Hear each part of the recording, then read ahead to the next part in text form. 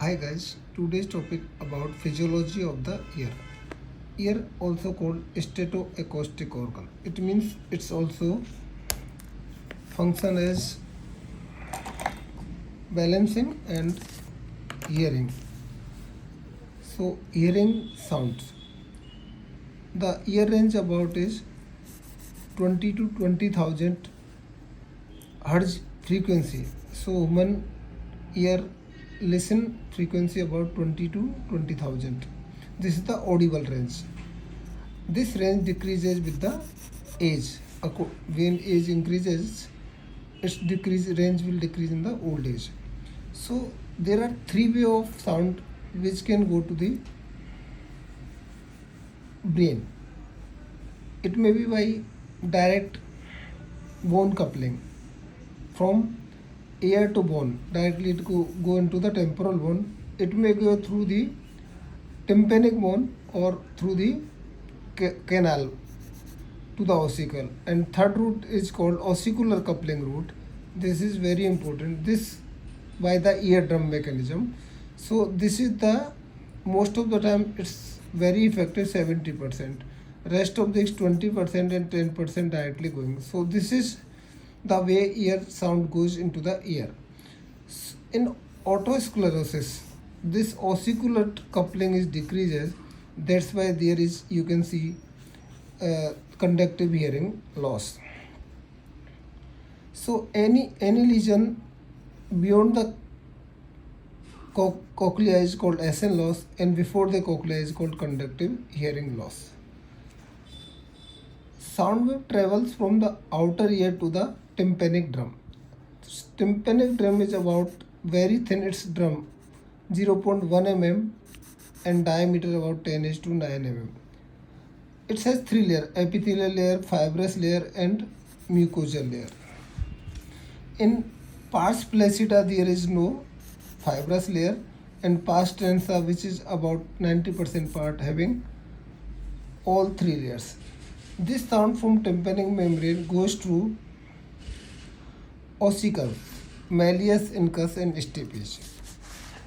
If you see the amplification forces, one is lever mechanism. This lever, the malleus, which is the vertical line, you can see it's 1.3 and incus is about 1. So this ratio is to lever mechanism about 1.3 is to 1. And this tympanic membrane area, that is a hydraulic mechanism, it's about 21 diameter, and this is stapes plate on scala vestibuli. So this is about 21 is to 1. But this tympanic membrane whole is not vibrating, only 55 to 60% of part is vibrating because of fixed structure attack at the umbo, or only periphery is vibrating, its curvature also. So effective ratio will be 14 is to 1. So total acoustic coupling by ossicular mechanism is about 18 is to 1. So this is MCQ, very important. 18 is to 1, the amplification mechanism of the middle ear. So total amplification by middle ear is 18 is to 1. So you can say middle ear is the natural amplifier of the sound. The cochlear fluid moves in the response to the vibration coming from the middle ear, which ultimately goes in the hair cells, which convert the mechanical energy into the electrical signals. And you can see this is scala vestibuli, scala media and scala tympani. These scala vestibuli and tympani filled with perilymph having high sodium ion, and scala media having high potassium ions. So action potential is generated by this mechanical force, which convert into electrical signal by this anion action, sodium or potassium. Ultimately, scala resting potential of scala tympani in vestibuli is about 0 millivolt, and scala media, which is having endolymph, more potassium, resting potential about 8 millivolt. So ultimately, by this mechanism, this action potential generated that will create about 80 millivolt current, which ultimately goes to the cochlear pathway. Now about auditory pathway. The nerve fiber of corti or cochlear nerve, this pathway ultimately by hair cells it goes to dorsal and ventral cochlear nuclei in the upper medulla. From this upper medulla, dorsal cochlear nuclei to ventral cochlear nuclei, the ultimately it goes to the most of the fiber goes to the opposite side, some fiber goes to the same side.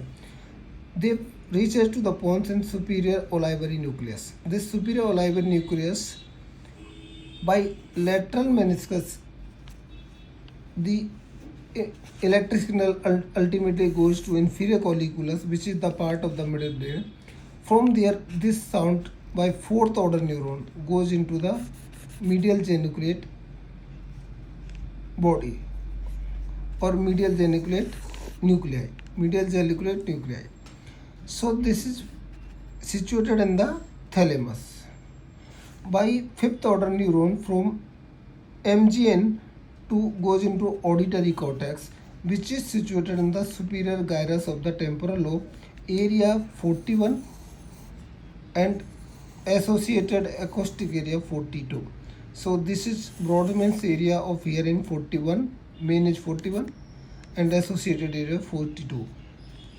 And this if you can this wise equalize, you can say eighth nerve, cochlear nuclei, olivary complex, lateral meniscus, inferior colliculus, medial geniculate body and auditory cortex.